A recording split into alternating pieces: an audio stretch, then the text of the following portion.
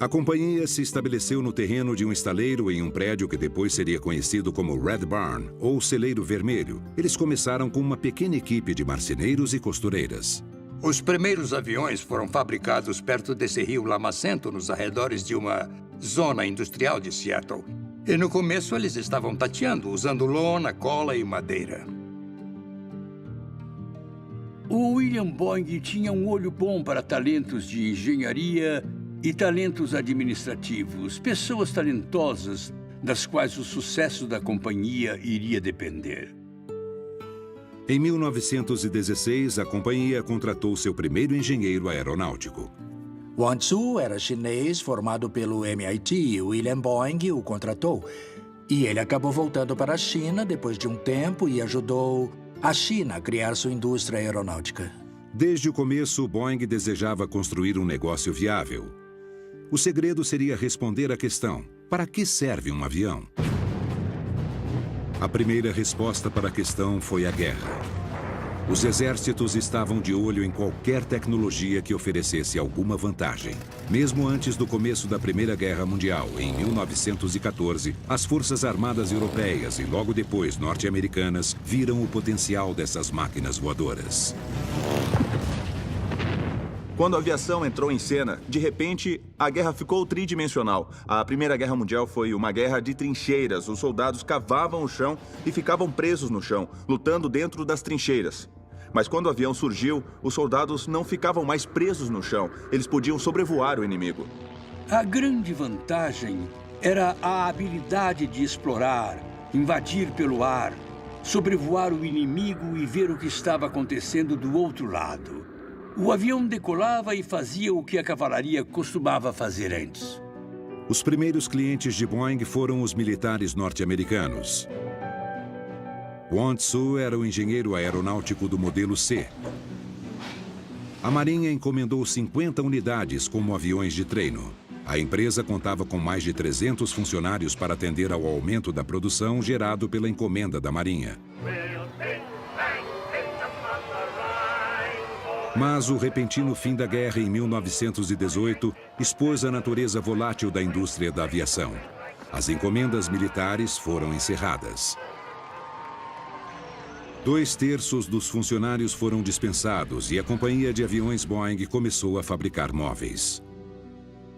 William Boeing se perguntava mais uma vez: para que serve um avião?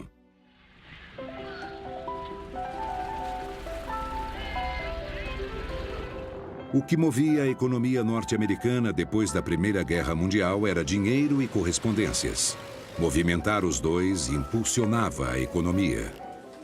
Os contratos com os Correios criaram o que hoje são as companhias aéreas comerciais. Parecia até que o mapa dos Estados Unidos tinha sido desenhado para a indústria de correio aéreo. Por causa da vastidão do país, havia um grande mercado para o transporte de correspondência. Naquela época, não havia uma rede de estradas interestaduais. E, na verdade, os aviões surgiram antes das estradas. Mesmo de trem, uma carta demorava uma semana para atravessar o país. As primitivas aeronaves da época prometiam acelerar os serviços de correspondência e comércio, mas com grande risco. Os aviões não eram confiáveis. As condições do tempo representavam uma grande ameaça ao correio aéreo. Os próprios aviões não contavam com a instrumentação que, uma década depois, se tornaria padrão. E o resultado era uma grande quantidade de acidentes. Mas mesmo com todos os riscos, a correspondência aérea se tornaria um bom negócio. O próprio Boeing testou o conceito em 1919, quando voou de Seattle a Vancouver, no Canadá, estabelecendo a primeira rota internacional de correio aéreo. Na década de 1920, a única coisa que movia a indústria da aviação, depois da Primeira Guerra Mundial, era o correio aéreo. Os fabricantes de aviões viviam em função do correio aéreo. Foi isso que manteve a Boeing e outras empresas vivas. O modelo 40A foi construído pela Boeing para transportar correspondências.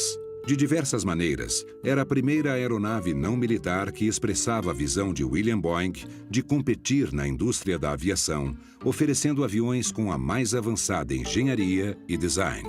O avião usava tubos de aço soldados na fuselagem e tinha um motor refrigerado a ar, que deixava o avião 90 quilos mais leve do que o concorrente. Com o modelo 40A, Boeing ganhou uma licitação do governo para levar correspondências entre São Francisco e Chicago, colocando a empresa no ramo de transportes aéreos. Logo depois, outras rotas foram adquiridas. Boeing estava no caminho de dominar o negócio de correio aéreo. O segredo era conseguir os contratos de correio aéreo, porque esse serviço criou uma rede que depois se tornaria a rede de voos domésticos. Então, os contratos de correio aéreo valiam muito. E o correio aéreo abriria caminho para o transporte de uma carga ainda mais lucrativa: passageiros.